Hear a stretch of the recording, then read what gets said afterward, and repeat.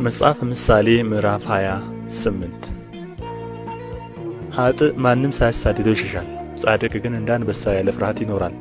ስለ አገሪቱ ዓመፀኝነት አለቆችዋ ብዙ ሆኑ፣ በአስተዋይና በአዋቂ ሰው ግን ዘመንዋ ይረዝማል። ድሆችን የሚያስጨንቅ ምስኪን ሰው እህልን እንደሚያጠፋ እንደ ዶፍ ዝናብ ነው።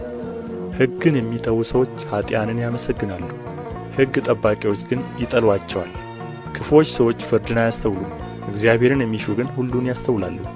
በጠማማ መንገድ ከሚሄድ ባለጠጋ ያለ ነውር የሚሄድ ድሃ ይሻላል። ሕግን የሚጠብቅ አስተዋይ ልጅ ነው፣ ምናምንቴዎችን የሚከተል ግን አባቱን ያሳፍራል። በአራጣ ብዛትና በቅሚያ ሀብቱን የሚያበዛ ለድሃ ለሚራራ ያከማችለታል። ሕግን ከመስማት ጆሮውን የሚመልስ ጸሎቱ አስጸያፊ ናት። ቅኖችን በክፉ መንገድ የሚያስት እርሱ ወደ ጕድጓድ ይወድቃል። ፍጹማን ግን መልካም ነገርን ይወርሳሉ።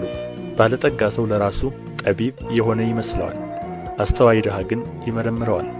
ጻድቃን ድል ባደረጉ ጊዜ ብዙ ክብር አለ፣ ኀጥኣን ከፍ ከፍ ባሉ ጊዜ ግን ሰው ይሸሸጋል። ኃጢአቱን የሚሰውር አይለማም፣ የሚናዘዝባትና የሚተዋት ግን ምሕረትን ያገኛል። ሁል ጊዜ የሚፈራ ሰው ምስጉን ነው፣ ልቡን የሚያጸና ግን በክፉ ላይ ይወድቃል። በድሃ ሕዝብ ላይ የሚገዛ ክፉ መኰንን እንደሚያገሣ አንበሳና እንደ ተራበ ድብ ነው። አእምሮ የጐደለው መኰንን ትልቅ ግፈኛ ነው፣ ግፍን የሚጠላ ግን ብዙ ዘመን ይኖራል። የሰው ደም ያለበት ሰው እስከ ጕድጓድ ይሸሻል፣ ማንም አያስጠጋውም። በቅንነት የሚሄድ ይድናል፣ በጠማምነት የሚሄድ ግን ወዲያው ይወድቃል። ምድሩን የሚያርስ እንጀራ ይጠግባል፣ ምናምንቴዎችን የሚከተል ግን ድህነት ይሞላበታል። የታመነ ሰው እጅግ ይባረካል፣ ባለጠጋ ለመሆን የሚቸኵል ግን ሳይቀጣ አይቀርም። ማድላት በቁራሽ እንጀራም መበደል መልካም አይደለም። ምቀኛ ሰው ባለጠጋ ለመሆን ይቸኵላል፣ ችጋርም እንደሚመጣበት አያውቅም።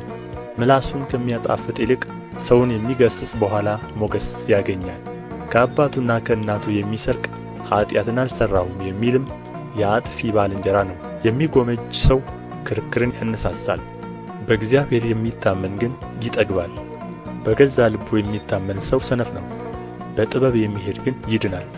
ለድሃ የሚሰጥ አያጣም፣ ዓይኖቹን የሚጨፍን ግን እጅግ ይረገማል።